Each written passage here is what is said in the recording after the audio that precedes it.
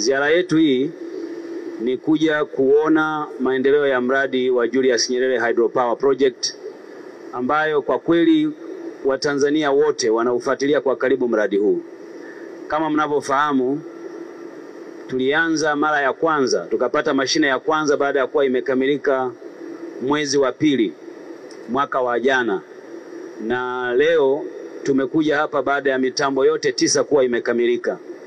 Chukua nafasi hii kwa kweli kumshukuru sana Mheshimiwa Dr. Samia Suluhu Hassan, Rais wetu wa Jamhuri ya Muungano wa Tanzania, ambaye amekuwa na msukumo mkubwa sana kwenye mradi huu, kwa sababu aliupokea ukiwa kwa kweli 30% hivi wakati wa utekelezaji wake, na kwa kipindi kifupi cha ndani ya miaka 4 ya uongozi wake ameweka historia nyingine ya kukamilisha huu mradi kwa wakati.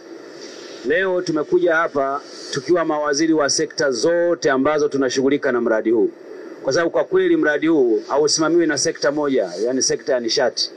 Unasimamiwa na wizara mbalimbali, kuwemo wizara ya maji wanaoshughulika na masuala ya maji, wizara ya mazingira ambao wanashughulika na masuala ya mazingira, wizara ya fedha ambao wanashughulika na utoaji wa fedha, wizara ya mipango ambao wao kazi yao ni kupanga na kuweka vipaumbele kwenye miradi ya maendeleo kwenye nchi yetu. Tumekuja leo tukiwa wenye furaha kubwa kwamba sasa mitambo yote 9 imekamilika, inazalisha umeme, na nafurahi kuwajulisha Watanzania kuwa ile ndoto ya kuwa na umeme kutoka kwenye chanzo hiki kikubwa hapa Afrika, yani kwenye bonde la mto huu Rufiji, imekamilika baada ya msukumo mkubwa wa Mheshimiwa Rais. Kwa hiyo tunamshukuru Mungu, tunamshukuru Mheshimiwa Rais, na nataka niwahakikishie Watanzania kuwa chini ya Dr. Samia Suluhu Hassan iko tayari kuwapatia umeme